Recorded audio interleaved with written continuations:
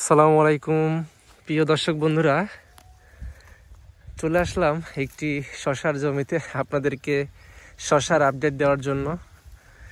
এটি একটি মালিনী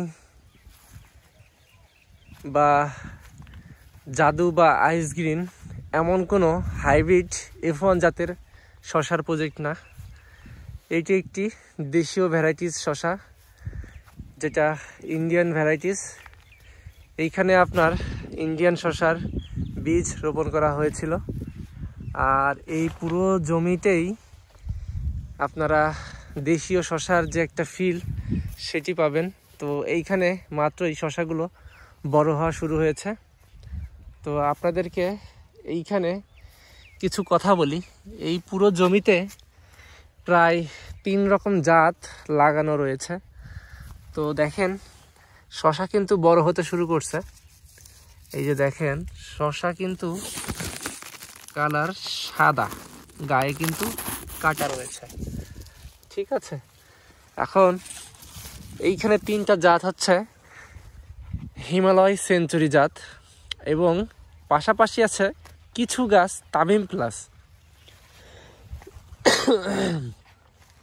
তো তামিম প্লাস শশা মোটামুটি সবাই জানেন যে এটি একটি হাইব্রিড শশা, F1 জাতের শশা। তো সেই শশাটা অবশ্যই একটু বড় মানের হবে। তো দেখেন, এই যে এই লাইনটাতে এই যে দেখেন শশা কিন্তু বড় হয়ে গেছে। ওখানে কিন্তু 3টে শশা রয়েছে এবং জালি রয়েছে, কিন্তু প্রচুর পরিমাণে জালি সেটিং হয়ে গেছে। তো এই শশার প্রজেক্ট মূলত আমারই এক ভাইয়ের, বড় ভাইয়ের। তো ওনার শশার গাছগুলোর গ্রোথ খুবই সুন্দর, মাশাআল্লাহ। আপনারা দেখতে পাচ্ছেন এটি একটি দেশীয় শশার প্রজেক্ট, হিমালয় শশার প্রজেক্ট। এইখান থেকে আপনারা দেশীয় শশার যে একটা ফিল সেটা পাবেন, এবং দেশীয় শশার বাজারে কেমন চাহিদা আপনারা সবাই জানেন। এটি তামিম প্লাস শশা, যে শশাটি আমি হাত দিয়েছি এটা তামিম প্লাসের গাছ, এটা তামিম প্লাসের শশা। এটি অ্যাকচুয়ালি হিমালয় না। হিমালয় জাতটা আরেকটা জাত, যেটা আপনাদেরকে আমি বলবো যেটা হিমালয়, সেটা হিমালয়। আর এই যে দেখেন প্রত্যেকটি গিটেই কিন্তু শশা রয়েছে, প্রত্যেকটি গিটেই কিন্তু শশা রয়েছে। আর দেখেন, এই যে এটা হচ্ছে হিমালয়ের গাছ, এইটাতে আপনার এই যে ফল আসা শুরু হয়েছে, এই যে। তো দেখেন, আরও দেখেন কত ফল দেখবেন, দেখেন প্রচুর পরিমাণে ফল কিন্তু সেটিং হয়ে গিয়েছে, দেখতেই পাচ্ছেন। তো আপনারা যারা শীতকালে শশা করবেন, কিন্তু কি জাতের শশা করবেন তারা ভেবে পাচ্ছেন না, তাদেরকে আমি আমার ব্যক্তিগত মতামত, আপনারা 3টে শশার জাত করবেন, যেগুলো পরীক্ষিত এবং আমার চোখের সামনে যে প্রজেক্টগুলো আপনাদেরকে দেখাচ্ছি এইগুলোর যে জাত আমি আপনাদেরকে সেগুলোই বলবো। আমি মোটামুটি মালিনী, তামিম প্লাস, হিমালয় সেঞ্চুরি, হ্যাঁ, এইগুলোর মোটামুটি রিভিউ আপনাদেরকে দিচ্ছি বর্তমানে। এখন যেহেতু সবাই এই শশাগুলাই চাষ করতেছে, তো এই শশাগুলো মূলত দেশীয় শশা প্লাস আপনার কিছু ইন্ডিয়ান শশা রয়েছে, যেগুলো দেশীয় ভ্যারাইটিস। এক কথায় সেগুলো হচ্ছে সংকরায়ন জাত, মানে F1 এবং F2 ভ্যারাইটিস মিলেই হয়ে যায় F2 ভ্যারাইটিস, সংকরায়ন জাত যেগুলা। তো সংকরায়ন জাত বলতে কি, আপনাকে ধরবে হাইব্রিডের মতো আর দেখাবে একবারে পিওর দেশির মতো। তো আপনারা চাইলে এই জাতগুলো চাষ করতে পারেন। দেখেন, কিন্তু জালির কিন্তু অভাব নাই এই প্রজেক্টে, মাশাআল্লাহ খুবই সুন্দর হয়েছেন। এখন এই মাচা ভরে গেছে, দেখেন প্রায় ভরে গেছে, পুরো জমিতেই কিন্তু ভরে গিয়েছে। আপনারা চাইলে এই জমিতে এসে ভিজিট করতে পারেন। এই জমির ঠিকানা হচ্ছে নাটোর জেলা লালপুর থানার অন্তর্গত একটি জায়গায়। তো আপনারা চাইলে আমার সঙ্গে কন্ট্যাক্ট করে এই জমিতে আসতে পারেন, দেখতে পারেন। যারা নতুন কৃষিতে আসতে চান, তারা মালচিং করে এরকমভাবে শশা চাষ করতে চান, কিন্তু সঠিক পরামর্শ পাচ্ছেন না।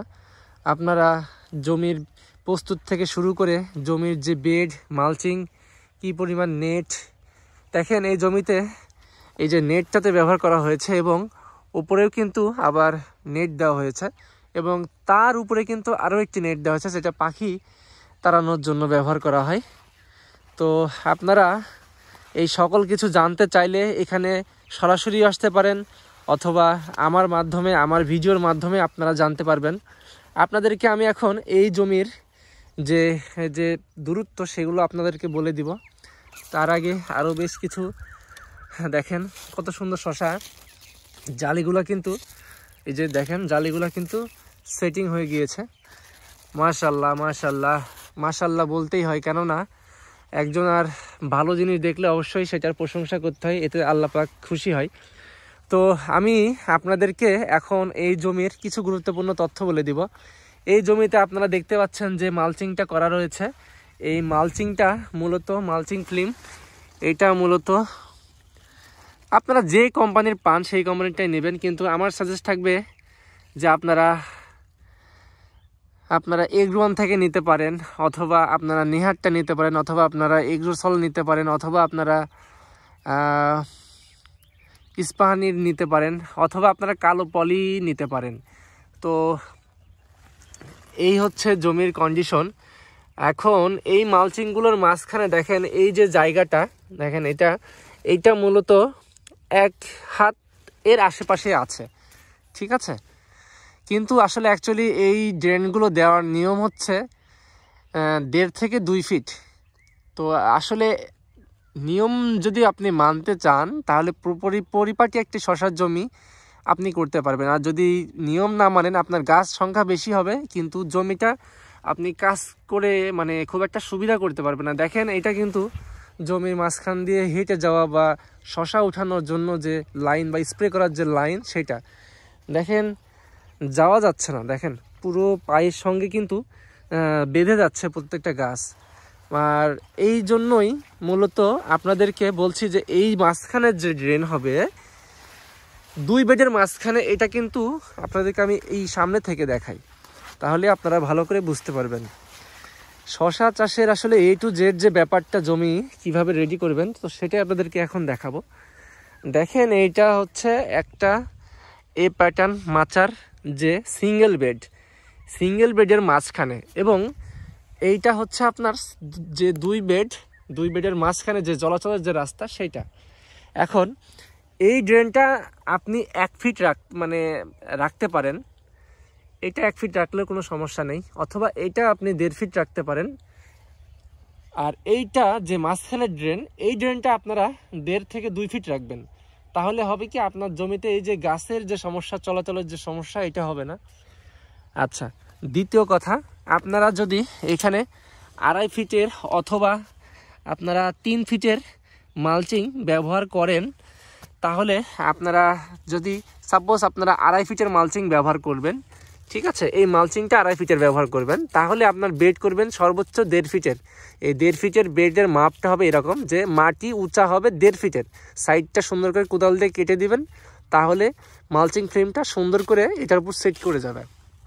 এবং আপনার জমি যদি নিচু হয়, তাহলে এই যে দেখেন মাটি থেকে, ড্রেন থেকে এই যে উঁচা, এই যে মাটি থেকে এই যে উঁচা, এই পরিমাণ আপনারা 8 থেকে 9 সেন্টিমিটার বা উঁচা করবেন, একটু উঁচা করবেন, যাতে আপনার সমস্যা না হয়। আর যদি আপনার জমিতে পানি বাঁধার কোনো বা বর্ষাকালে কোনো সমস্যা না হয়, তাহলে আপনারা একটু ডাউনও করতে পারেন, কোনো সমস্যা নাই। এবং দেখেন একটা জিনিস, এই যে গাছগুলো, এই যে দেখেন গাছগুলো কিন্তু মিডিলে লাগানো হয়েছে। আপনারা চাইলে গাছগুলা একটু সাইডে দিবেন, এই যে একটু সাইডে দিবেন, এতে সার ব্যবস্থাপনাটা খুব সুন্দরভাবে হয়। এই যে একটু সাইডে দিবেন, এরকম সাইডে, এটা আসলে ওই পাশে যাবে, এই গাছটা ওই পাশে যাবে। এই যে আপনি এখানে সাইডে দিলেই মোটামুটি আপনার গাছগুলো সুন্দরভাবে সার গ্রহণ করতে পারবে।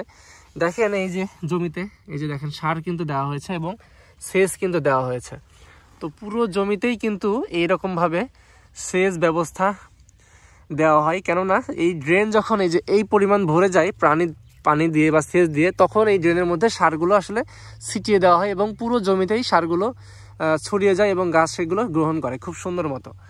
তো এই হচ্ছে এই প্যাটার্ন জাংলা বা মাচা তৈরি করার সিস্টেম এবং বেড তৈরি করার যে সিস্টেম, এবং যখন আপনারা এই মালচিং ফ্রেমগুলো মানে বসাবেন বা এই বেডগুলো করবেন, তখন পুরো জমিতে যে সারের যে একটা পরিমাপ আছে সেই পরিমাণ মতো সারগুলো দিয়ে দেবেন। এবং কি পরিমাণ সার আপনারা দিবেন 10% অথবা 10 কাঠা জমির জন্য অথবা 1 বিঘা জমির জন্য, এই পরিমাপটা আমি কোনো এক সময় কোনো একটা ভিডিওতে দিয়ে দিব, কোনো একটা জমি যখন আমরা প্রস্তুত করব সেই সময়। তো আপনারা আমার চ্যানেলের সঙ্গে থাকলে অনেক কিছু দেখতে পারবেন। এবং যারা নতুন কৃষক, যারা মালচিং করে এরকম এই প্যাটার্নের জাংলা করে বা মাচা করে যারা শশা চাষ করতে যাচ্ছেন, করলা চাষ করতে যাচ্ছেন, তারা অবশ্যই আমার চ্যানেলটা ফলো রাখবেন। শশা সম্পর্কে রিলেটেড অনেক কিছুই আপনারা পাবেন এবং আমার যে নলেজ বা আদার্স মানুষের যে নলেজ সবগুলোই আপনারা এইখানে দেখতে পারবেন এবং শুনতে পারবেন। এবং সেগুলো কাজে লাগিয়ে আপনারা নিজেরাই এরকম শশার জমিতে আপনারা ভালো কিছু করতে পারবেন এবং শশার আবাদ বা চাষ আপনারা করতে পারবেন। তো সকলেই ভালো থাকবেন, সুস্থ থাকবেন। আসসালামু আলাইকুম।